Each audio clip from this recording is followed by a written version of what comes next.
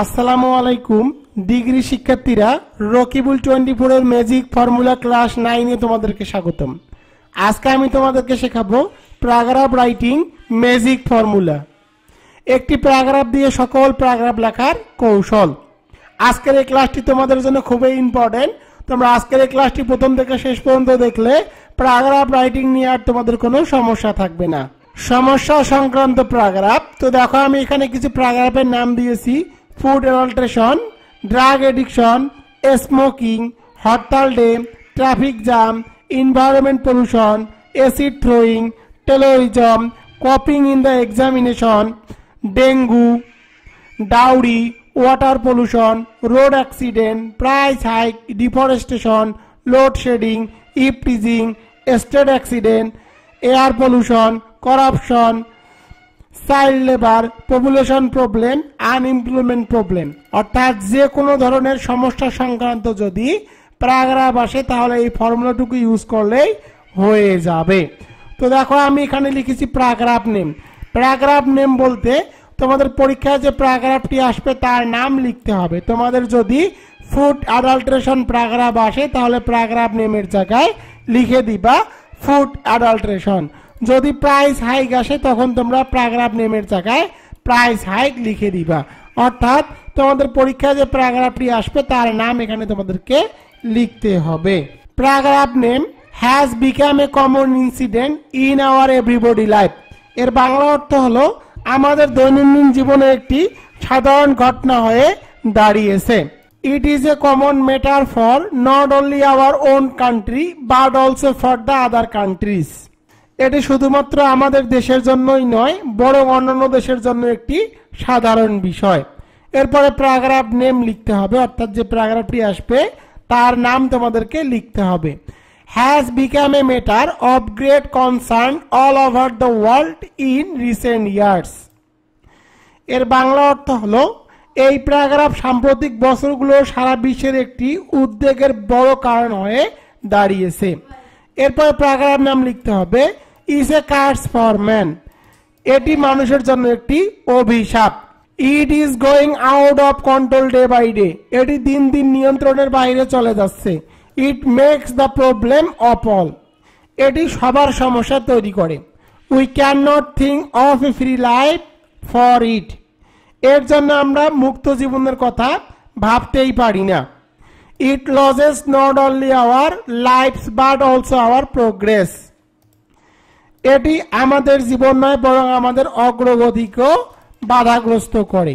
এরপরে তোমাদের যে প্যারাগ্রাফটি আসবে সে প্যারাগ্রাফ সম্পর্কে তোমাদের 3 থেকে 4 লাইন লিখতে হবে।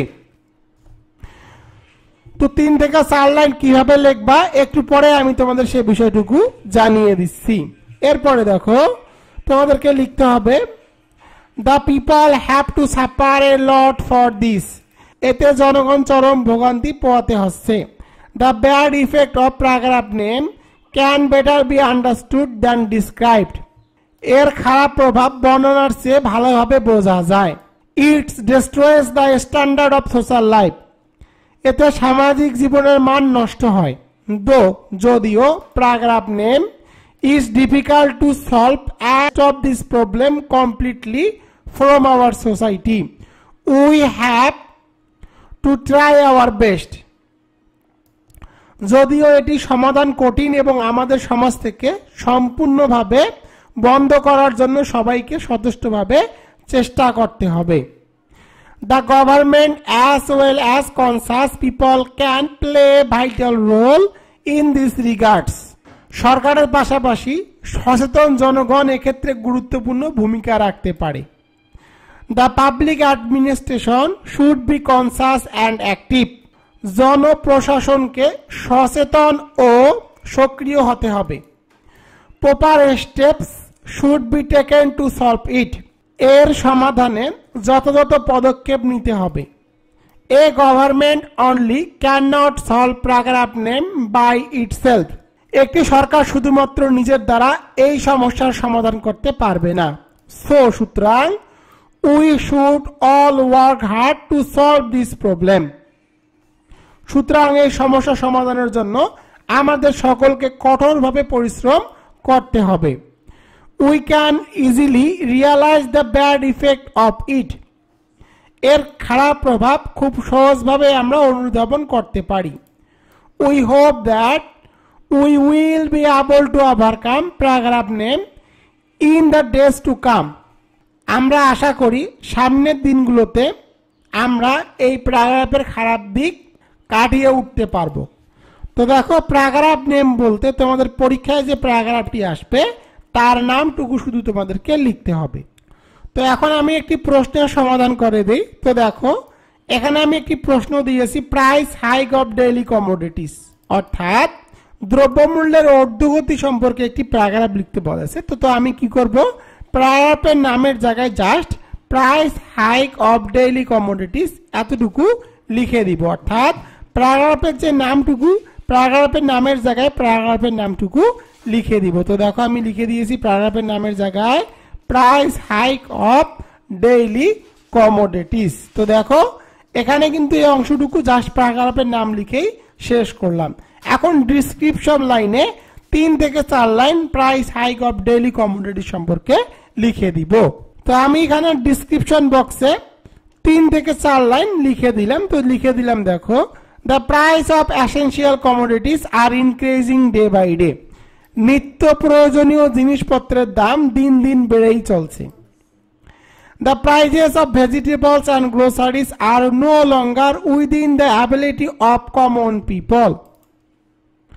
সবজি এবং মুদির দাম এখন সাধারণ মানুষের সাধ্যের মধ্যে নাই। The prices of rice and oil have almost doubled this week. চলতি সপ্তাহে চাল এবং তেলের দাম প্রায় দ্বিগুণ হয়েছে। The day workers and the people of fixed income cannot buy their essential commodities. দিনমজুর এবং নির্দিষ্ট আয়ের মানুষ তাদের নিত্য প্রয়োজনীয় জিনিস ক্রয় করতে পারছে না। As a result, এর ফলে they are suffering a lot. এর ফলে তারা চরম ভোগান্তি পোহাতে হচ্ছে। But the government still remains silent. কিন্তু সরকার এখনো নীরব। এরপরে দেখো, বাদ বাকি যে অংশটুকু সে অংশটুকু ঠিক থাকবে, জাস্ট প্যারাগ্রাফ নেমের জায়গায় যে প্যারাগ্রাফের নাম সে নামটুকু আমি এখানে দেখো লিখে দিতেছি। প্যারাগ্রাফ নেমের জায়গায় জাস্ট প্যারাগ্রাফের নামটুকু আমি লিখে দিচ্ছি, বাদ বাকি যে অংশ সে অংশটুকু ঠিক থাকবে।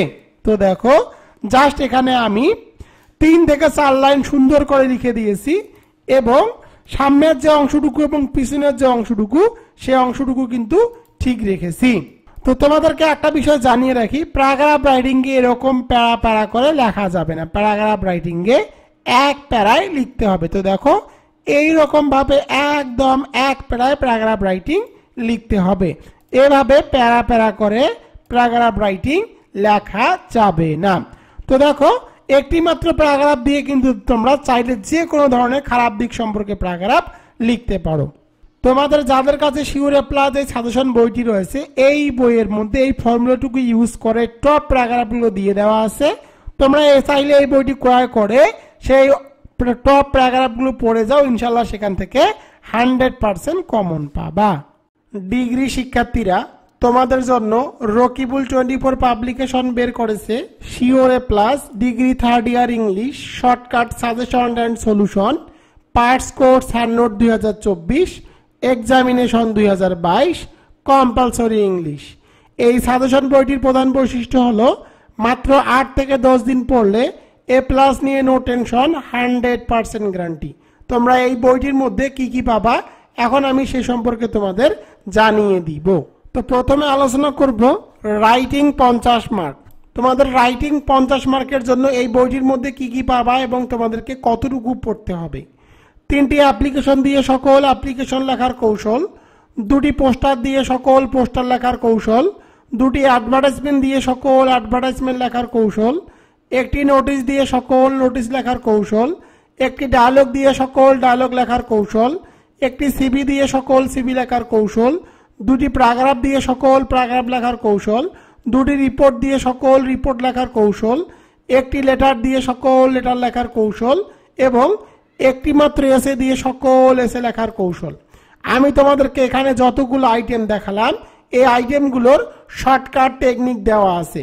এবং এই আইটেমগুলোর সাথে টপ 3, টপ 5, টপ 7 সাজেশন এবং অ্যান্সারও দেওয়া আছে বাংলা অনুবাদ সহকারে একদম সহজ ভাষায়।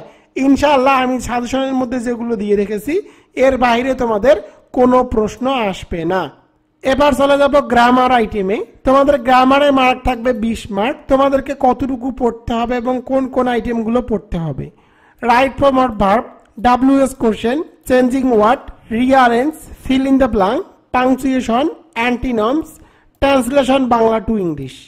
তোমরা এখানে যে আইটেমগুলো দেখতেছো এই সকল আইটেমের বেসিক রুলস এবং magic rules, top 100 suggestion and technique, shortcut মাত্র 30টি 35টি এগুলো শর্টকাট দেওয়া আছে, all board question solution, exam test. অর্থাৎ এখানে যে আইটেমগুলো দেখতেছো এই আইটেমগুলো এভাবে সাজানো রয়েছে। ইনশাআল্লাহ আমি যেভাবে বইটি সাজিয়েছি এর বাইরে তোমাদের গ্রামার প্রশ্ন আসবে না। এখানে 20 মার্কের মধ্যে তোমরা ইনশাআল্লাহ হুবহু 20 মার্কেই কমন পাবা।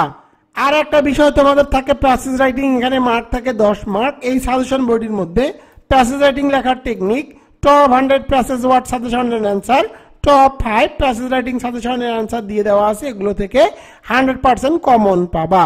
পরীক্ষা খাতার লেখার নিয়ম এবং ডিগ্রি বোর্ড কোশ্চেন 2023 এক্সামিনেশন 2021 এই সাজেশন বইটির মধ্যে পেয়ে যাবা। এই সাজেশন বইটির পেজ সংখ্যা 200টি, বাংলা অনুবাদ সহকারে একদম সহজ ভাষায় উপস্থাপন করা হয়েছে। এখন আলোচনা করব তোমরা কিভাবে শিওরে প্লাস এই সাজেশন বইটি অর্ডার করবা। সাজেশন নেওয়ার নিয়ম, প্রথমে আমার হোয়াটসঅ্যাপ অথবা ইমোতে SMS করবা। আমার ইমো এবং হোয়াটসঅ্যাপ নম্বর 01744559475। এই নম্বরে SMS করে লিখবা ডিগ্রি ইংলিশ 2024। এরপর আমার বিকাশ, নগদ এবং রকেটের মাধ্যমে এই সাজেশন বাবদ 550 টাকা দিতে হবে। কুরিয়ার চার্জ একদম ফ্রি। টাকা পেলে তোমার নাম ঠিকানা লিখে নিব এবং সুন্দরবন কুরিয়ার সার্ভিসের মাধ্যমে সাজেশন বইটি তোমার ঠিকানায় পাঠিয়ে দিব। তুমি 2 থেকে 3 দিনের মধ্যে এই সাজেশন বইটি পেয়ে যাবা। তোমাদেরকে একটা বিষয় জানিয়ে রাখি, এই সাজেশন বইটি বাংলাদেশ কপিরাইট অফিস থেকে সনদপ্রাপ্ত। তোমরা যারা ডিগ্রি BA এবং BSS এর স্টুডেন্ট রয়েছে তাদের জন্য রকিবুল 24 পাবলিকেশন বের করেছে ডিগ্রি 3য় বর্ষের শর্টকাট চূড়ান্ত সাজেশন 2024, BA এবং BSS বিভাগের জন্য সকল বিষয়, শিক্ষাবর্ষ 2019-2020, এক্সামিনেশন 2022। তোমরা যারা BA এবং BSS এর সাজেশন নিতে চাও তারা আমার ইমো এবং হোয়াটসঅ্যাপে SMS করো 01744559475। এই সাজেশন বইটির মূল্য মাত্র 250 টাকা।